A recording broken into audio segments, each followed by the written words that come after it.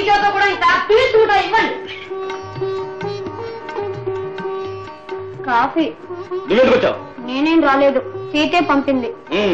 ఆవిడ పంపించేది నువ్వు సిగ్గులేకుండా వచ్చావు. ఇందులో సిగ్గెందుకు? మొగుడికి పెళ్ళాం కాఫీ తీసుకొస్తే తప్ప? ఎవరే నీ మొగుడు? మొగుడు పేరు చెప్పకూడదు, పాపం. ఆ దగ్గరే కాదు, ఈ ఇంట్లో ఎవరి చెవినైనా నా పేరు వినిపించిందో పీక నొక్కేస్తాను, జాగ్రత్త. నేనెందుకు చెప్తాను? అందరితో మీరే చెప్తారు. మొదట్లో మామగారితో. ఎందుకు అలా చూస్తారు? మామగారంటే మీ నాన్నగారే. ఆయనతో నేను మీ పెళ్ళామని చెప్పేసి ఆ తర్వాత నా కాళ్ళ మీద పడతారట. నేను చమ్మించాక నా మెల్ల తాళి కడతారట. ఆ తర్వాత నేను, మీరు, బాబు, అదేనండి మన బాబు, అందరూ హాయిగా ఉండొచ్చట. ఇదంతా నీకు ఎవరైనా నూరుకొస్తుంది? ఆ రాక్షసు నా మీద పగేలా సాధిస్తుందన్నమాట. ఇదిగో సుందరి, ఇప్పుడు నేను చెప్తున్నాను, నువ్వు ఇంకో క్షణం ఇంట్లో ఉన్నావో నిన్ను బాబుని తుపాటితో కాల్చి మారేస్తాను, జాగ్రత్త. ఇదే చెడ్డలవాటు. ఆనాడేమో అలా చేశారు, ఇప్పుడేమో చూడు సీత, నన్ను బాబుని తుపాకీతో కాలుస్తాను కదమ్మా. బాబే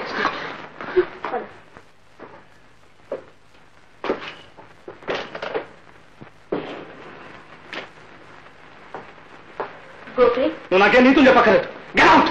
నేను నీతులు చెప్పడానికి రాలేదు, నీ చేత నిజాన్ని చెప్పించడానికే వచ్చాను. కూర్చో.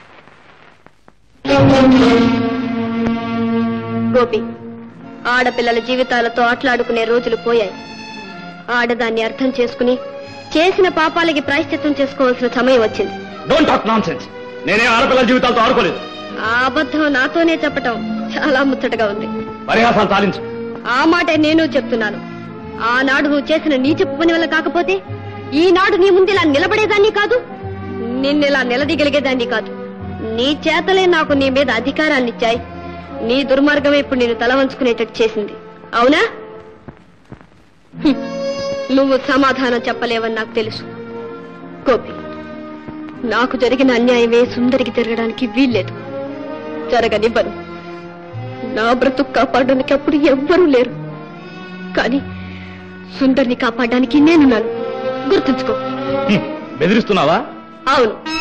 మంచిగా నీ తప్పు నువ్వే ఒప్పుకుంటావో, మెడ వంచి నన్నే ఈ పెళ్లి జరిపించమంటావో ఇప్పుడు కాదు, 6 రోజులు టైం ఇస్తున్నాను, బాగా ఆలోచించుకు చెప్పు. చెప్పకపోతే?